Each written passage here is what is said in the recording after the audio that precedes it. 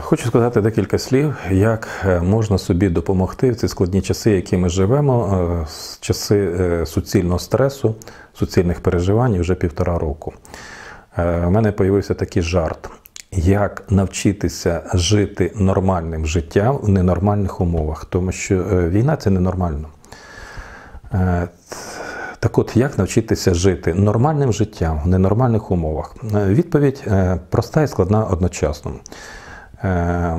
Давайте зрозуміємо, що ми живемо, по-перше, в дуальному світі, і в дуальному світі є зовнішня сторона нашого життя і є внутрішня сторона. Так от, зовнішня сторона – це війна. Це наше зовнішнє життя. Це ми встаємо, йдемо на роботу. Це ми, наприклад, там щось робимо, виготовляємо, спілкуємося, іде війна, зовнішній світ. Тобто це зовнішня сторона нашого життя. І нам треба чітко зрозуміти, ми не впливаємо в повній мірі на зовнішнє наше життя. Ну, наприклад, як ми можемо вплинути, наприклад, на діяльність Організації Об'єднаних Націй, конкретно взята людина. Як конкретно взята людина може вплинути на хід цієї війни? Донатити. Перше, піти воювати. Друге, це капля в морі, але з таких капельок складається море. Да, ми можемо впливати на зовнішнє життя, але, скажімо, мінімально мікроскопічно. І це означає, що там, де можемо впливати, нам потрібно впливати. А там, де не можемо впливати, то треба прийняти. Просто прийняти. Прийняти ці ненормальності, прийняти цю війну не як нормальне явище, не те, що це мені подобається, я це хочу, а те, щоб душу собі не рвати.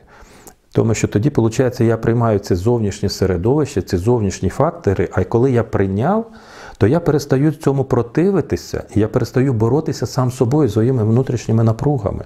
І тоді, коли я прийняв, то я довіряюсь Господу Богу, бо я людина віруюча, наприклад, я довіряюсь Господу Богу, що на все є воля Його. Да, вона для мене не зрозуміла. Я не розумію, чого так, я не розумію, чому Україна котре потерпає, я не розумію, чого наші хлопці там гинуть, наприклад, і дівчата. Чи не до кінця розумію. Я раніше не хотів приймати, я цьому противився, потім зрозумів, що так не можна, тому що порвеш душу, серце, здоров'я втратиш. Значить, тоді треба прийняти і дійсно зрозуміти, що на все воля Бога. Це не значить, що ти займаєш пасивну позицію. Ще раз говорю, що є зовнішні фактори. І там, де ми можемо впливати, донатити, допомагати, будь ласка, впливаємо. А де не можемо, давайте будемо приймати. Просто приймати, не противитися. І коли ти приймаєш, в тебе в душі заспокоїшся. Це перша складова. Друга складова – це внутрішні наші фактори, внутрішнє наше життя. І ось тут роботи не почати край. Для того, щоб протидіяти зовнішнім факторам, витримувати цей такий нервовий великий тиск війни і того всього, що відбувається в цьому інформаційному просторі, в оточуючому житті, то для того, щоб витримувати це все зовнішній цей тиск, треба внутрішню мати силу. Внутрішня сила ззовні не береться, внутрішня сила береться зсередини.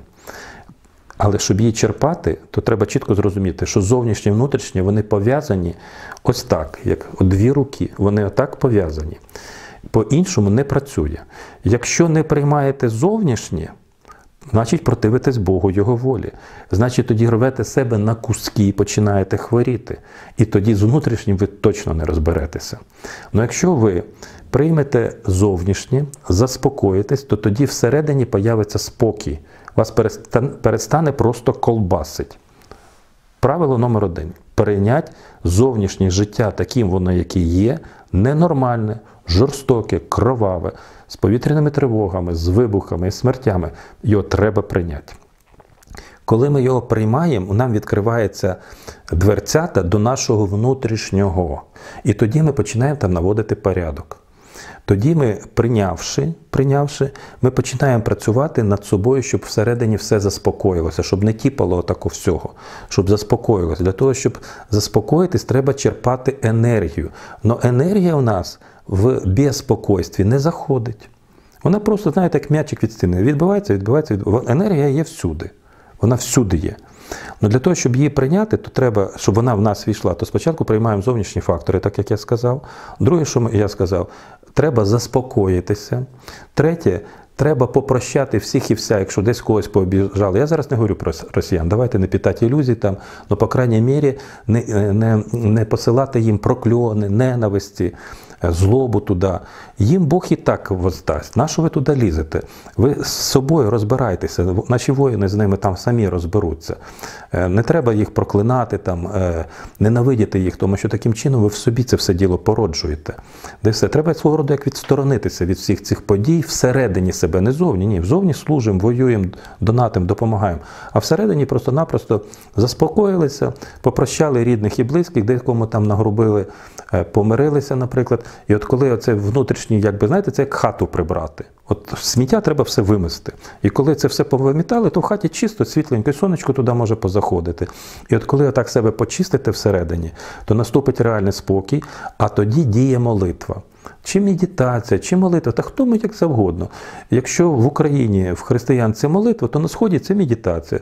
Це одне й те саме. Це те саме звернення до Бога, до кого як хто може, але звернення не формальне, а таке, якби, як сказав апостол Павло, не просто буде почута молитва до Бога, а молитва з вірою. Щоб була почута ця молитва, це звернення своїми словами і від душі, то треба, щоб до цієї душі спочатку ми самі, скажімо, доріжку знайшли. Щоб ми, як знаходиться ця доріжка? Тільки тоді, коли ми в спокої. Тобто, я так багато це повторюю для того, щоб було зрозуміло. Спочатку треба, скажімо, зрозуміти, що таке зовнішні фактори і що ми можемо на них впливати мікроскопічно в тій частинці, де ми впливаємо. А де ми не впливаємо, ми їх приймаємо. Коли ми їх приймаємо, ми заспокоїмося. Коли ми заспокоїмося, ми просимо пробачення в рідних, близьких, знайомих, кого ми обідали, наприклад, ми з ними помирились, ми примирилися, і ми вже здобули енергетичний свій ресурс. І коли ми так примирилися із собою, з Богом, з людьми, наступив оцей спокій, і тоді відкривається не формальна молитва, яка як горохом об стінку. Формальна молитва не спрацьовує. Тоді душа заспокоїлась, тоді душа чиста, і тоді душа може молитися і звертатись до Господа Бога і від Нього отримувати безмежні дари енергії, потенціала, сили. І сили, і волі, і всього решту. І це так практикую я. Я знаю, що воно так працює. Я далеко не святий, і знаю, коли мене там нерви, психі дьорнули, і в мене самого почало підтрухувати, тому що, війну ніхто не відміняв. Я перші місяці це пропускав через серце, через душу, поки не зрозумів, що треба все-таки використовувати духовні практики і ті духовні знання, якими я володію, і все-таки попробувати себе так згармонізувати. Я зараз говорю не з сьогоднішнього дня, а з досвіду свого 20-30 років. Як вміти керувати собою, своїм внутрішнім світом, своїми емоціями, своїми думками, для того, щоб бути щасливим, здоровим, ресурсним і жити нормальним життям у цих ненормальних умовах. Те, що я говорю, воно реально діє. Можливо, скажімо, своїми словами висловив, сподіваюся, висловив зрозуміло, а якщо не зрозуміло, то звертайтесь. Буду ділитися з досвідом, більш детальніше розповідати. Бо для мене це діє. Я точно знаю діє. І вже говорив, що я далеко не святий, коли мене теж десь там психонуло, десь нерви, десь новини послухав. І самому дуже тяжко не пропускати через серце душу ті трагедії, які відбуваються. Там ракета розірвалась, там люди загинули. Але дуже важливо, скажімо, не відсторонюватись від війни, ні.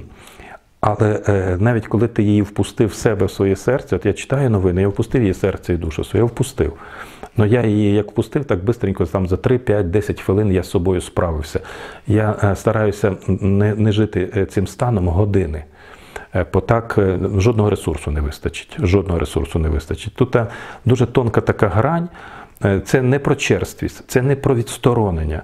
Це про те, як жити нормально, нормальним життям, бути нормальною людиною з нормальними емоціями, почуттями, патріотизмом, духовністю в ненормальних умовах війни. І істина знаходиться посередині, в цьому дозуванні, як правильно це все діло робити. От приблизно ось так.